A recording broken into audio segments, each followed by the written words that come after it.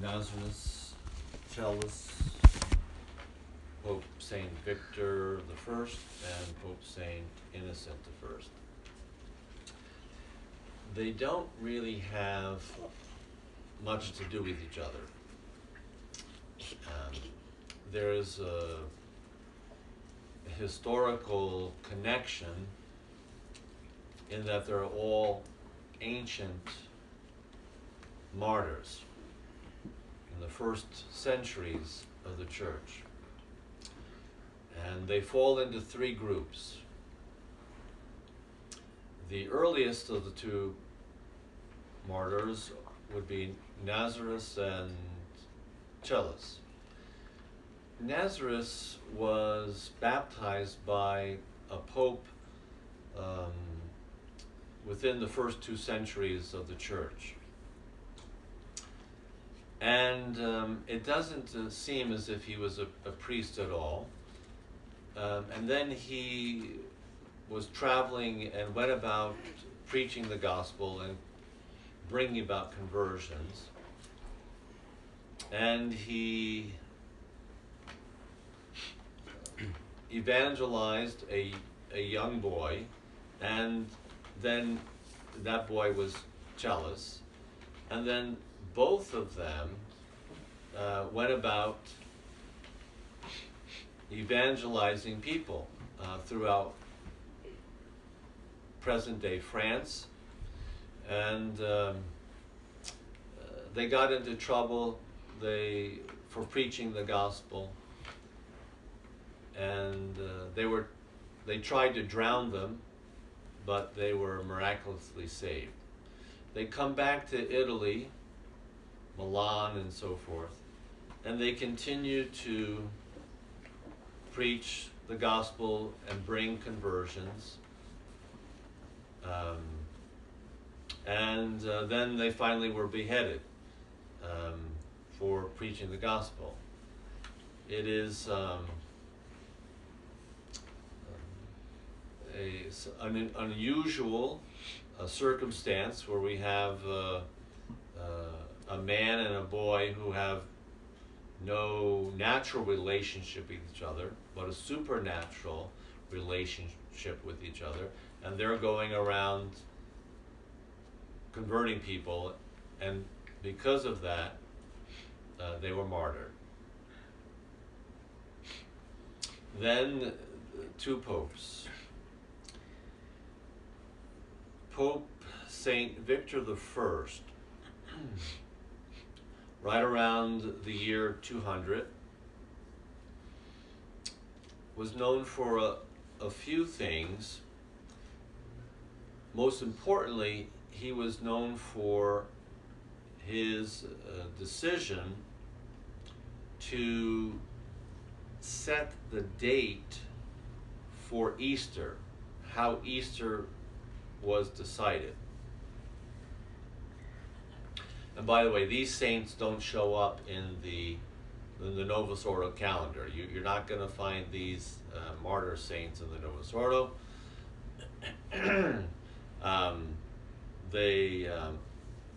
They don't have, shall we say, a lot of relevance.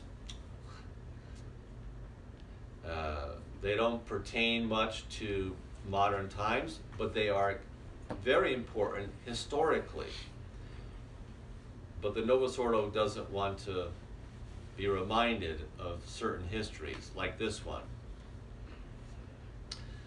So,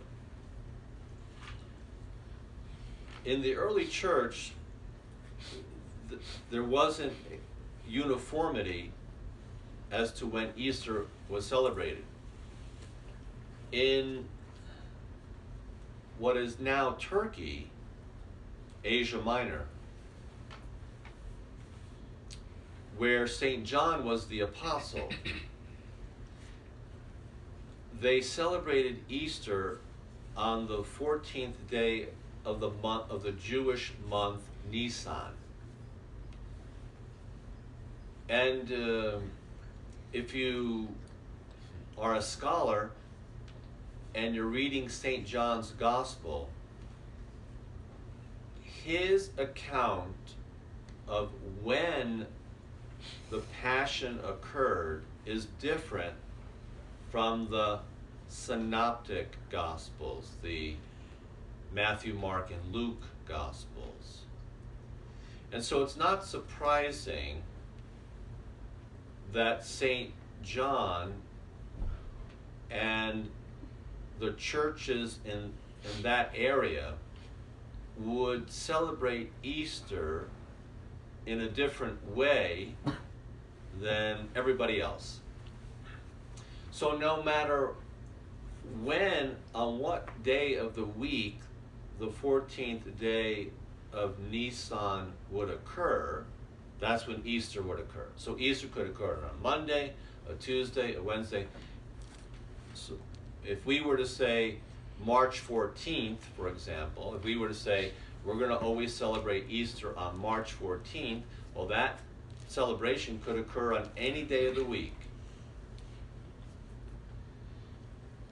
Whereas other churches throughout the Roman Empire, they were celebrating Easter on Sunday, always on Sunday. It was Pope St. Victor that decided that that practice of celebrating Easter on Sunday only would be the universal practice. It's interesting as to what happened next. The churches in Asia Minor, present-day Turkey, they refused to change their ways. So here we see in the early church a pretty significant conflict over when Easter was to be celebrated and whether or not churches other than Rome would be obedient to the Pope. And these churches in Turkey refused to obey the Pope. And so the Pope excommunicated them because they refused to change when Easter was celebrated. But then it's even more interesting. Then you've got saints like Saint Irenaeus, who is the father of theology, one of the great theologians of the church. He told the Pope not to excommunicate the churches in Asia Minor because they had apostolic reasons for practicing Easter on the 14th day of Nisan. So you've got this back and forth thing going on. And this is, of course, very important historically in the life of the church to see what occurred at this time. We don't know what Pope St. Victor did afterwards. We don't know whether he lifted the excommunication or not, but obviously, eventually, everyone started celebrating Easter on Sunday.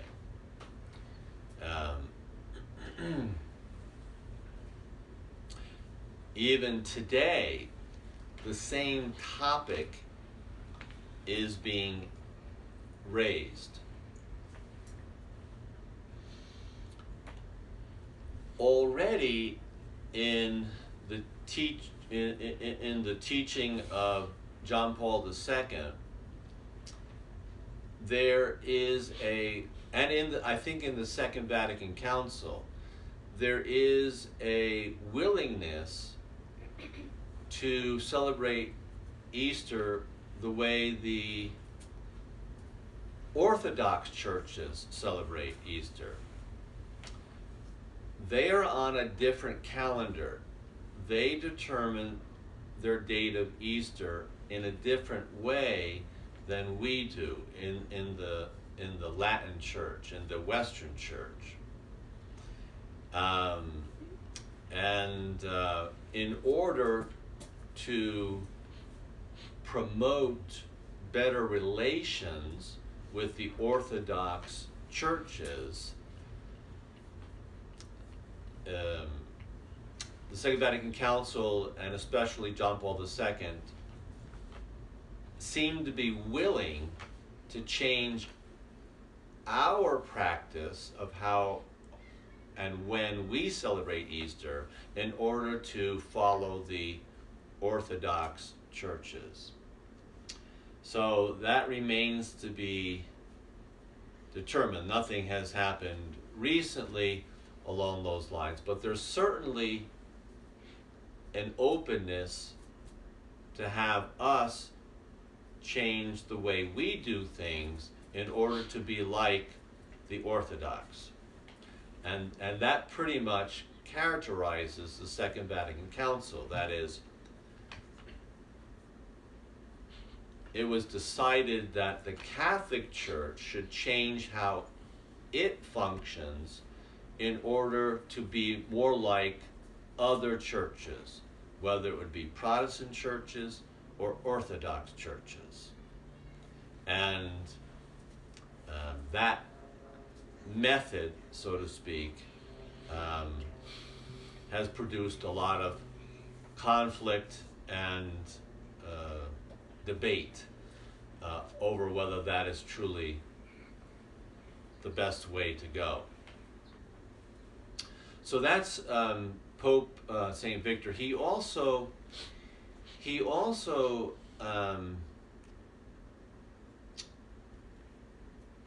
did many other things as well, and then, as most popes in his day, he was martyred in the 4th century, and followed in the footsteps of his predecessors in being a pope and then being martyred. And then finally, the last martyr saint for today is Pope St. Innocent I. Pope St. Innocent I was praised by St. Augustine and St. Jerome. They lived mostly in the 4th century. And one of the things that Pope St. Innocent I did was, in a sense, following St. Augustine. He decided that even if a child was raised by a Christian mother, that child still needed to be baptized as a child. So here we see the beginning of the church insisting upon infant baptism. St. Augustine is largely responsible for encouraging infant baptism. This is not to say that it was never done before. We have in the New Testament references to whole households being baptized. That would include children, of course. But at this point, following St. Augustine, we now have an emphasis on Christian baptism. And this, of course, would change the way people became Catholic to a great extent. So instead of waiting for a person to become an adult and then get baptized, there was greater emphasis now on baptizing children because of St. Augustine's teaching and others that an unbaptized person would simply go to hell. So again, we have 4 martyr saints, and then Pope St. Innocent I was eventually martyred himself. So we have 4 martyr saints, each of whom has a lot of historical significance for the Church. But their greatest significance, of course, is that they were willing to give witness, which means to be a martyr for the Catholic faith in the